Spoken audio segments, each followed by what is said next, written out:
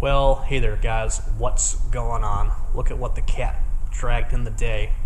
So we've got a 2012 F250. It's got the 6.7 Powerstroke. This truck has got 375,000 miles on it. Absolutely amazing. It's got the original engine too. So a lot of people are going to ask, why is it here? So one, we have an issue with the intercooler leaking coolant into the turbo.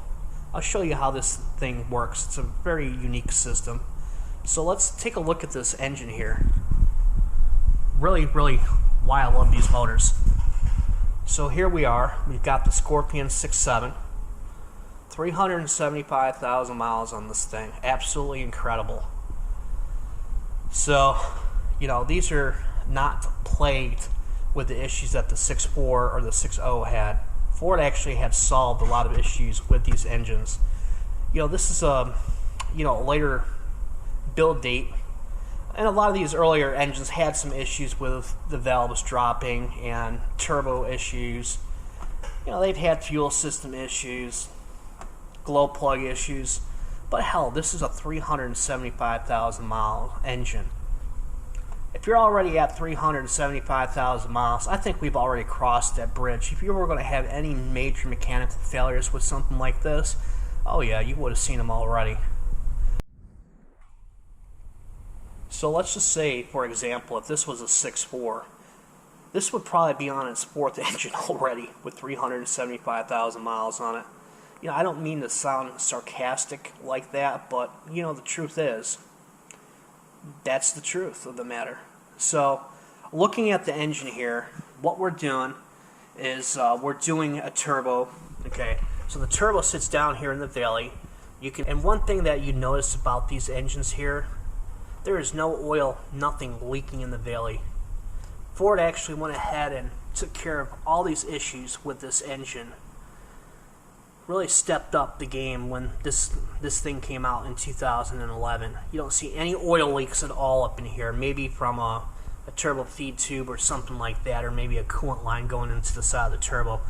But nothing serious. Nothing that's going to involve you having to tear the whole freaking motor apart just to go ahead and do an oil core like on a 6.0 or a 6.4. So in regards to removing the turbo, pretty easy. You just go ahead and remove the upper intake, lower intake plenum. So you got 1, 2, 3. Okay, that bottom one right there, especially if you're pulling this turbo out, you got to remove the inner fender liner to do this on this. Hit that with some oil, and then you can come in from the bottom side there, loosen that up in the pry bar that I just put up there against the V-band and just kind of smack it a few times. Break it loose and you're golden. So let's go ahead and show you what I'm referring to. Okay, so I've got the inner fender liner removed right there, and if you look up in there, you can see that V-band right there.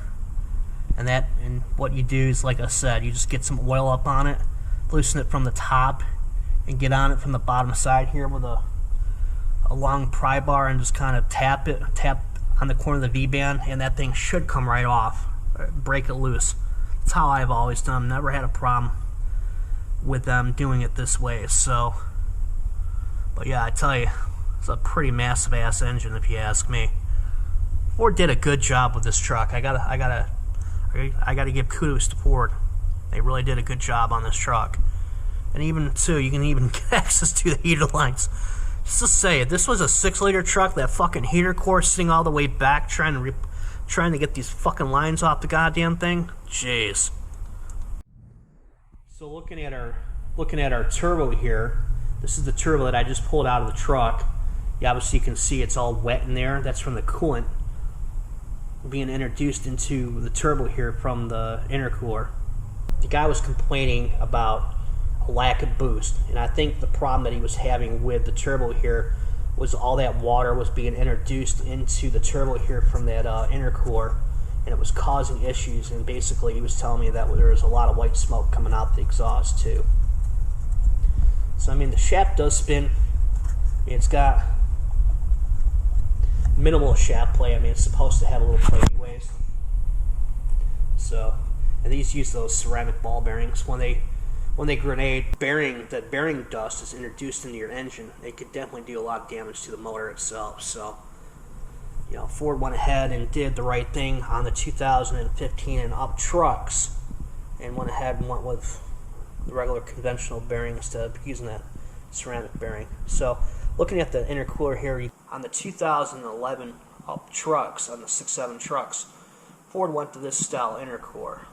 Unlike the previous Ford trucks where they used an air-to-air cooler, this uses an air-to-water cooler. Basically what happens is as your air passes over these fins, the water obviously cools the air, and it's what cools your air coming back into the turbo. You've got hot air going in, you've got cool air coming out. So, but if you guys look in there, you obviously can see see all that coolant in there. See all that green coolant? And obviously this does not have the right coolant in it. So that would explain the reason why, obviously he was having issues with this turbo, was due to this intercooler here. But he wanted me to go ahead and change the turbo out on it anyway. So, and that's what we're doing for him. Since this is a work truck, they obviously need this truck, to be running every day. And so, the only thing that we're waiting for today is I ordered one of these intercoolers from LKQ. I think the truck that it's coming off has got like 100,000 miles on it. The crazy thing about this intercooler here, the price. From Ford, this intercooler is like $860 list. Okay, so if you were to go to the Ford dealer, buy this without an account, this would cost you roughly, after tax, would be over $900. You can find these online through FordParts.com.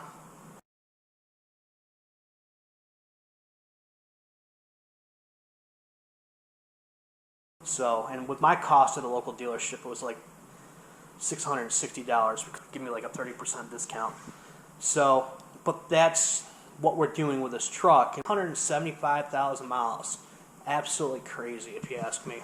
But yeah, that's where we're going to leave it.